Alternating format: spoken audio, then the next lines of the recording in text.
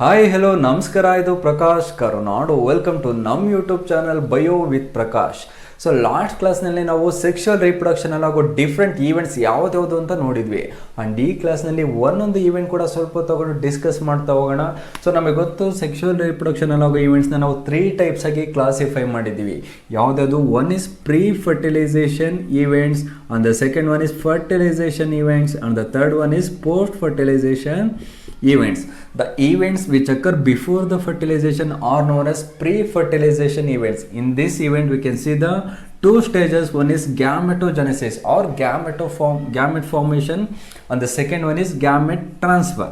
So coming to the fertilization events, in this event we can see the fusion of two gametes here. You can see the fusion of two gametes in the fertilization, which leads to the formation of diploid zygote. So coming to the last one, the post fertilization events. The events which occur after the fertilization are known as post fertilization events. Here the zygote develop into embryo, or we can see embryogenesis here. So this is about the different events. Coming in detail with the pre-fertilization events. So these are the events which occur prior to the fertilization. This includes mainly two events, namely gametogenesis and the gamete transfer. Coming to the gametogenesis, as you know that the formation of gametes is known as gametogenesis. The formation of gametes is known as gametogenesis. Here the two fusing gametes are produced. So these gametes may be morphologically similar or dissimilar. The gametes may be morphologically similar or dissimilar. Based on the morphology, we have classified the gametes into two types, namely isogametes and the anisogametes. So coming to the isogametes, iso means same gametes. So the two fusing gametes are morphologically similar. The two fusing gametes are morphologically similar. So for example, we have taken the gametes of Chlamydomonas. Here the two gametes are similar, externally similar. So hence these gametes are known as isogametes. And these type of gametes are seen in the algae like Chlamydomonas, Ulothrix, and fungi like Synghytrium, Rhizophora, and etc. So let us move on to the second type, that is the anisogametes, where aniso means dissimilar or different. So here dissimilar or different gametes are produced. That means the two fusing gametes are morphologically dissimilar. The two fusing gametes are morphologically dissimilar. So these type of gametes are seen in the organisms like pteridophytes, gymnosperms, bryophytes, and also angiosperms. See, so here we can distinguish the gametes into male and female gametes, where the male gamete is known as sperm or antherozoid, and the female gamete is known as ovum or egg. Male gamete is known as sperm and the female gamete is known as egg or ovum. Male gamete is also known as antherozoid. So as you are seeing, these two gametes are externally dissimilar, hence they are known as anisogametes, while these two gametes are similar, hence they are known as isogametes. Here we can distinguish them into male and female gametes, while we can't distinguish them here. So ಅರ್ಥ ಆಗಿದೆಯಲ್ವಾ? ನಾವಿಲ್ಲಿ pre fertilisation events ಬಗ್ಗೆ ಓದ್ತಾ ಇದ್ದೀವಿ. ಅದರಲ್ಲಿ ಗ್ಯಾಮೆಟೋಜೆನೆಸಿಸ್ ಮತ್ತು embryo transfer ಇದೆ. So ಗ್ಯಾಮೆಟೋಜೆನೆಸಿಸ್ಗೆ ಬಂದರೆ ಇಲ್ಲಿ ಫಾರ್ಮೇಷನ್ ಆಫ್ ಗ್ಯಾಮೆಟ್ಸ್, ಅಂದರೆ ಗ್ಯಾಮೆಟ್ಸ್ ಪ್ರೊಡ್ಯೂಸ್ ಆಗುತ್ತಲ್ವ, ಅದಕ್ಕೆ ನಾವಿಲ್ಲಿ ಗ್ಯಾಮೆಟೋಜೆನೆಸಿಸ್ ಅಂತ ಕರಿತೀವಿ. So based on the morphology ಅಥವಾ ಎಕ್ಸ್ಟರ್ನಲ್ ಅಪಿಯರೆನ್ಸ್ ಮೇಲೆ ನಾವಿಲ್ಲಿ ಟೂ ಟೈಪ್ಸ್ ಆಗಿ ಗ್ಯಾಮೆಟ್ಸ್ನ ಕ್ಲಾಸಿಫೈ ಮಾಡಿದ್ದೀವಿ. ಒಂದು ಐಸೋಗ್ಯಾಮೆಟ್ಸ್, ಇನ್ನೊಂದು ಅನೈಸೋಗ್ಯಾಮೆಟ್ಸ್ ಅಂತ. ಐಸೋಗ್ಯಾಮೆಟ್ಸ್ ಅಂದ್ರೇನು? ಪ್ರೊಡ್ಯೂಸ್ ಆಗಿರೋ ಎರಡು ಗ್ಯಾಮೆಟ್ ಕೂಡ ಸೇಮ್ ಇರುತ್ತೆ. ಸೊ ಅಥವಾ ಫ್ಯೂಸ್ ಆಗೋ ಎರಡು ಗ್ಯಾಮೆಟ್ ಕೂಡ ಸೇಮ್ ಇರೋದಕ್ಕೆ ನೋಡೋದಕ್ಕೆ externally. So they are known as isogametes. ಅದನ್ನು ಕೆಲವು ಆಲ್ಗೆ ಮತ್ತು ಫಂಗೈಲ್ ನೋಡ್ಬೋದು. ನೆಕ್ಸ್ಟ್ ಇನ್ನೊಂದು ಅನೈಸೋಗ್ಯಾಮೆಟ್ಸ್ ಅಂತ ಇದೆ. ಸೊ ಇಲ್ಲಿ ಎರಡು ಫ್ಯೂಸ್ ಆಗ್ತಾವಲ್ಲ, ಎರಡು ಗ್ಯಾಮೆಟ್ ಕೂಡ ಡಿಸಿಮಲ್ ಇರುತ್ತೆ ಎಕ್ಸ್ಟರ್ನಲಿ. ಸೊ ಇಲ್ಲಿ ನೋಡ್ಬೋದು, ಇಲ್ಲಿ ಮೇಲ್ ಗ್ಯಾಮೆಟು ಸ್ಮಾಲ್ ಇದೆ ಆ್ಯಂಡ್ ಫೀಮೇಲ್ ಗ್ಯಾಮೆಟ್ ತುಂಬ ದೊಡ್ಡದಿದೆ. ಮೇಲ್ ಗ್ಯಾಮೆಟಲ್ಲಿ ಟೇಲ್ ಇದೆ, ಫೀಮೇಲ್ ಗ್ಯಾಮೆಟಲ್ಲಿ ಇಲ್ಲ. ಸೊ ಇಲ್ಲಿ ಮತ್ತೆ ಡಿಸ್ಟಿಂಗ್ವಿಷ್ ಮಾಡ್ಬೋದು, ಮೇಲ್ ಆ್ಯಂಡ್ ಫೀಮೇಲ್ ಗ್ಯಾಮೆಟ್ನ ಇಲ್ಲಿ ಡಿಸ್ಟಿಂಗ್ವಿಷ್ ಮಾಡ್ಬೋದು. ಸೊ ಅದಕ್ಕೋಸ್ಕರ ಎರಡು ಡಿಫ್ರೆಂಟ್ ಇದೆ, ಕಾಣಿಸ್ತಿದೆ ಅಲ್ವಾ? ಸೊ ಅದಕ್ಕೋಸ್ಕರ ಇದನ್ನು ನಾವಿಲ್ಲಿ ಅನೈಸೋಗ್ಯಾಮೆಟ್ಸ್ ಅಂತ ಕರಿತೀವಿ. ಇಲ್ಲಿ ನೋಡಿದ್ರೆ ನೀವು ಎರಡು ಸೇಮ್ ಇದೆ, ಇಲ್ಲೂ ಫ್ಲಾಜೆಲ್ಲ ಇದೆ, ಇಲ್ಲೂ ಇದೆ. ಸೊ ಎರಡು ಕೂಡ ಸೇಮ್ ಇರೋದ್ರಿಂದ ಇದನ್ನು ನಾವಿಲ್ಲಿ ಐಸೋಗ್ಯಾಮೆಟ್ಸ್ ಅಂತ ಕರಿತೀವಿ. ಸೊ ಇಲ್ಲಿ ಎರಡು ಫ್ಯೂಸ್ ಆಗೋ ಗ್ಯಾಮೆಟ್ಸು ಸೇಮ್ ಇದೆ, ಇಲ್ಲಿ ಎರಡು ಫ್ಯೂಸ್ ಆಗೋ ಗ್ಯಾಮೆಟ್ಸು ಡಿಸ್ಸಿಮಿಲರ್ ಇದೆ. ಮೇಲ್ನ ನಾವಿಲ್ಲಿ ಸ್ಪರ್ಮ್ ಅಂತ ಕರಿತೀವಿ, ಫೀಮೇಲ್ನ ನಾವಿಲ್ಲಿ ಓಮ್ ಅಥವಾ ಎಗ್ ಅಂತ ಕರಿತೀವಿ. ಸೊ ಇಷ್ಟು ಅರ್ಥ ಆಗಿದೆ ಅಲ್ವಾ? ನೆನ್ಪಿಟ್ಕೊಂಡಿರಿ. So let us move on to the fundamental process in the gametogenesis, that is the cell division. Here the reproductive cell undergo division to form the haploid gametes. We have to remember that the gametes are always haploid in nature. If the gametes are produced by the diploid parent, the cell undergo meiosis to form the haploid gametes. If the gametes are produced by the haploid parent, the cell undergo mitosis to form the haploid gametes. Hence we know that the produced gametes are always haploid in nature, even the parent is diploid or haploid. ಹಾಗಾದರೆ diploid ಸೆಲ್ಸಿಂದ haploid gametes ಹೇಗೆ ಬರುತ್ತೆ, ಅದಕ್ಕೆ ಆನ್ಸರೇ meiosis. ಈಗ ನಾನು ಏನು explain ಮಾಡೋದಕ್ಕೆ ಹೊರಟಿದ್ದೀನಿ, ಇದೇ main topic ನಿಮ್ಮ ಸಿಲೆಬಸ್ನಲ್ಲಿ. ಸೊ ಡಿಸ್ಕಸ್ ಮಾಡೋಣ. Gamete mother cell is known as meiocyte. The diploid gamete mother cell is known as meiocyte. So ಇದನ್ನು ಮೇಲ್ನಲ್ಲಿ ಸ್ಪರ್ಮ್ಯಾಟೋಸೈಟ್ ಅಂತ ಕರಿತೀವಿ, ಫೀಮೇಲ್ನಲ್ಲಿ ಊಸೈಟ್ ಅಂತ ಕರಿತೀವಿ. ಸೊ ಗೊತ್ತಾಗಿದೆಯಲ್ವಾ, ಗ್ಯಾಮೆಟ್ ಮದರ್ ಸೆಲ್ಗೆ ಮಿಯೋಸೈಟ್ ಅಂತ ಕರಿತೀವಿ, ಮೇಲ್ನಲ್ಲಾದರೆ ಅದನ್ನು ಸ್ಪರ್ಮ್ಯಾಟೋಸೈಟ್ ಅಂತ ಕರಿತೀವಿ, ಫೀಮೇಲಲ್ಲಾದರೆ ಊಸೈಟ್ ಅಂತ ಕರಿತೀವಿ. ಸೊ ಇಷ್ಟು ನೆನಪಿರಲಿ.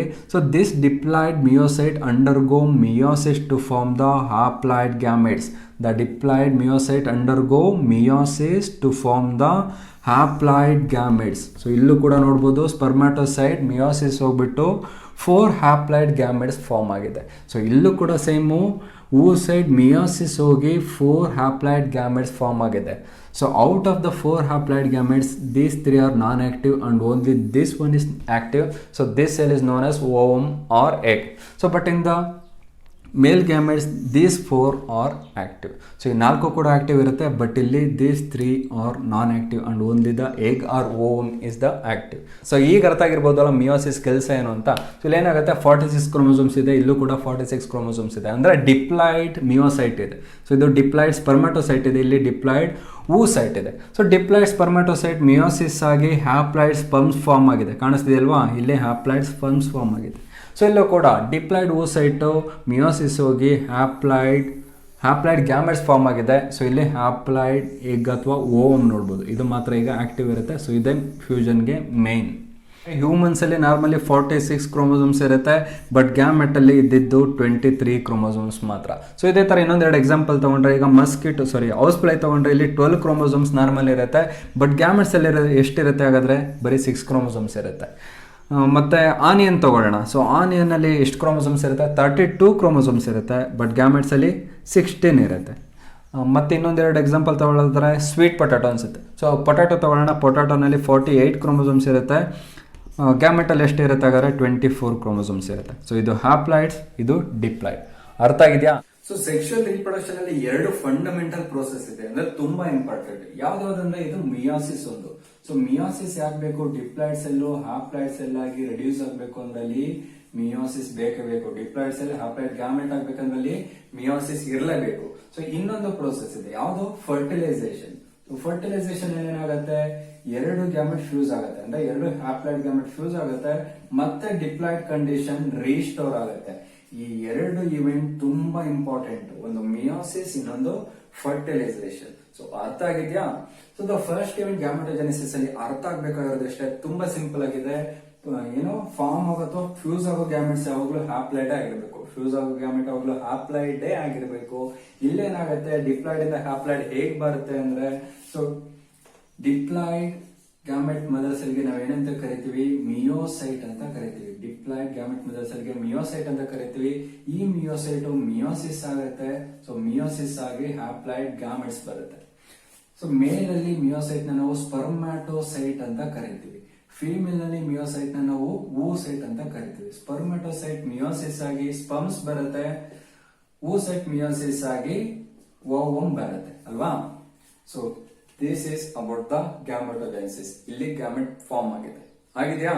Let us move on to the second event, that is the transfer of gametes. After the formation of the gametes, the 2 fusing gametes are brought together in order to facilitate the fertilization. So in the lower organisms like fungi and algae, here both the gametes are motile. Here both gametes are motile. So motile means they have movement. So they come in contact together at a particular place and undergo fusion. So they both the gametes are motile and they come in contact together at a particular place and they undergo fusion. So what happens in the majority of the organism where only the male gamete is motile, where the female gamete is non-motile? So in some organisms like algae, bryophytes, pteridophytes, water serves as the medium of transfer. Water serves as the medium of transfer of the male gamete to the female gamete. So here the male gamete swim in the water and reaches the female gamete and fertilizes. So what happens in the seeded plants like angiosperms and gymnosperms? So here the male gametes are present in the pollen grain. Male gametes are present in the pollen grain where it is carried from anther to the stigma of the female flower by the certain agents. After reaching the stigma, it germinates to form the pollen tube. So the pollen tube which carries the male gametes, after reaching the embryo sac, it releases the male gametes. The male gamete fertilizes the egg to form the zygote. So this is about the gamete transfer. So ಅರ್ಥ ಆಗಿದ್ಯಾ? After the first event ಯಾವುದು? Gamete formation of gametes ಆದ್ಮೇಲೆ ಅಥವಾ gamete form ಆದ್ಮೇಲೆ so ಎರಡು fuse ಆಗೋ gametes ಒಟ್ಟಿಗೆ ಬರಬೇಕು. ಒಟ್ಟಿಗೆ ಬಂದ್ಬಿಟ್ಟು ಫರ್ಟಿಲೈಸ್ ಆಗ್ಬೇಕು. ಸೊ ಒಟ್ಟಿಗೆ ಬರೋದಕ್ಕೆ ಅವಕ್ಕೆ ಮೂವ್ಮೆಂಟ್ ಇರಬೇಕು, ಇಲ್ಲ ಅಂದ್ರೆ ಅದನ್ನ ಕ್ಯಾರಿ ಮಾಡೋದಕ್ಕೆ ಯಾವ್ದಾದ್ರು ಏಜೆಂಟ್ಸ್ ಇರಬೇಕು. ಇಲ್ಲಿ ಲೋಯರ್ ಆರ್ಗನಿಸಮ್ಸ್ ಫಂಗೈ ಮತ್ತೆ ಆಲ್ಗೆ ಬರೋಣ. ಸೊ ಇಲ್ಲಿ ಎರಡು ಗ್ಯಾಮೆಟ್ಗೂ ಕೂಡ ಮೂವ್ಮೆಂಟ್ ಇರುತ್ತೆ. ಎರಡು ಸ್ವಿಮ್ ಮಾಡ್ಕೊಂಡು ಒಂದು ಸರ್ಟನ್ ಪ್ಲೇಸ್ ಅಲ್ಲಿ ಎರಡು ಫರ್ಟಿಲೈಸ್ ಆಗ್ತವೆ. ಸೊ ಇಲ್ಲಿ ಆಲ್ಗೆ ಬ್ರಯೋಫೈಟ್ ಟೆಡೋಫೈಟ್ಸ್ ಅಲ್ಲಿ ಏನಾಗುತ್ತೆ, ಇಲ್ಲಿ ಮೇಲ್ ಗ್ಯಾಮೆಟಿಗೆ ಮಾತ್ರ ಮೂವ್ಮೆಂಟ್ ಇರುತ್ತೆ, ಬಟ್ ಫೀಮೇಲ್ ಗ್ಯಾಮೆಟಿಗೆ ಮೂವ್ಮೆಂಟ್ ಇರೋದಿಲ್ಲ. ಸೊ ಆಗ water is medium for the transfer of gametes. So ಇಲ್ಲಿ ಮೇಲ್ ಗ್ಯಾಮೆಟ್ ವಾಟರ್ ಅಲ್ಲಿ ಸ್ವಿಮ್ ಮಾಡ್ಕೊಂಡು ಹೋಗಿ ಫೀಮೇಲ್ ಗ್ಯಾಮೆಟ್ ನ ರೀಚ್ ಆಗ್ಬಿಟ್ಟು ಫರ್ಟಿಲೈಸ್ ಮಾಡುತ್ತೆ. ಹಾಗಾದ್ರೆ ಸೀಡೆಡ್ ಪ್ಲಾಂಟ್ಸ್ ಅಲ್ಲಿ ಏನಾಗುತ್ತೆ, ಸೊ ಇಲ್ಲಿ ಪೋಲನ್ ಗ್ರೈನ್ಸ್ ಅಲ್ಲಿ ಮೇಲ್ ಗ್ಯಾಮೆಟ್ಸ್ ಇರುತ್ತೆ ಅಂತ ಗೊತ್ತಲ್ವಾ ನಮ್ಗೆ. ಸೊ ಇದು ಪೋಲನ್ ಗ್ರೈನ್ ಟ್ರಾನ್ಸ್ಫರ್ ಆಗುತ್ತೆ ಎಲ್ಲಿಂದ, ಆಂಥರ್ ಇಂದ ಸ್ಟಿಗ್ಮಾಗೆ ಟ್ರಾನ್ಸ್ಫರ್ ಆಗುತ್ತೆ. ಸ್ಟಿಗ್ಮಾ ಅಂದ್ರೆ ಅದೊಂದು ಫೀಮೇಲ್ ಪಾರ್ಟ್. ಅಲ್ಲಿಗೆ ಟ್ರಾನ್ಸ್ಫರ್ ಆದ್ಮೇಲೆ ಪೋಲನ್ ಟ್ಯೂಬ್ ನ ಜನರೇಟ್ ಮಾಡುತ್ತೆ. ಸೊ ಪೋಲನ್ ಟ್ಯೂಬ್ ಜನರೇಟ್ ಮಾಡಿ ಅದನ್ನ ಸೊ ಎಲ್ಲಿಗೆ ರೀಚ್ ಮಾಡುತ್ತೆ ಅಂದ್ರೆ ಓವಿರೊಳಗಿರೋ ಎಂಬ್ರಿಯೋ ಸ್ಯಾಕಿಗೆ ರೀಚ್ ಆಗುತ್ತೆ. ಆ ಪೋಲನ್ ಟ್ಯೂಬ್ ಅಲ್ಲಿ ಮೇಲ್ ಗ್ಯಾಮೆಟ್ಸ್ ಇರುತ್ತೆ. ಆ ಮೇಲ್ ಗ್ಯಾಮೆಟ್ಸ್ ಎಂಬ್ರಿಯೋ ಸ್ಯಾಕ್ ಒಳಗೆ ಬಿಡುತ್ತೆ. ಸೊ ಎಂಬ್ರಿಯೋ ಸ್ಯಾಕ್ ಒಳಗೆ ರೀಚ್ ಆದ್ಮೇಲೆ ಆ ಮೇಲ್ ಗ್ಯಾಮೆಟ್ ಎಗ್ ನ ಹುಡುಕೊಂಡೋಗಿ ಅಲ್ಲಿ ಫರ್ಟಿಲೈಸ್ ಆಗುತ್ತೆ. So this is about the transfer of gametes. So the next event ಬಂದ್ಬಿಟ್ಟು fertilisation. So fertilisation next class ಅಲ್ಲಿ ಮಾಡೋಣ. ಅದಕ್ಕಿಂತ ಮುಂಚೆ ಇದ್ರಲ್ಲಿ ಏನಾದ್ರು ಡೌಟ್ ಇದ್ರೆ ಸೊ ನೀವು ಕಾಮೆಂಟ್ ಸೆಕ್ಷನ್ ಅಲ್ಲಿ ಕಾಮೆಂಟ್ ಮಾಡಬಹುದು. ಇಷ್ಟ ಆಗಿದ್ರೆ ಲೈಕ್ ಮಾಡಿ, ಚೆನ್ನಾಗಿದ್ರೆ ಶೇರ್ ಮಾಡಿ, ಅಟ್ಲೀಸ್ಟ್ ಸಬ್ಸ್ಕ್ರೈಬ್ ಮಾಡಿ. ಮತ್ತೆ ಅಲ್ಲಿ ಪಕ್ಕದಲ್ಲಿ ಒಂದು ಬೆಲ್ ಬಟನ್ ಇದೆ ನೋಡಿ, ಅದನ್ನು ಕೂಡ ಬಾರಿಸ್ಬಿಡಿ. ನಾನು ಯಾವಾಗಲೇ ವಿಡಿಯೋಸ್ ಹಾಕಿದ್ರು ನಿಮ್ಗೊಂದು ನೋಟಿಫಿಕೇಶನ್ ಬರುತ್ತೆ. ನೋಟಿಫಿಕೇಶನ್ ಬಂದ ತಕ್ಷಣ ನೋಡ್ಕೊಂಬಿಡಿ. So this is about the today class. So ನೆನ್ಪಿರ್ಲಿ, ಇದು ಪ್ರಕಾಶ್ ಕರುನಾಡು.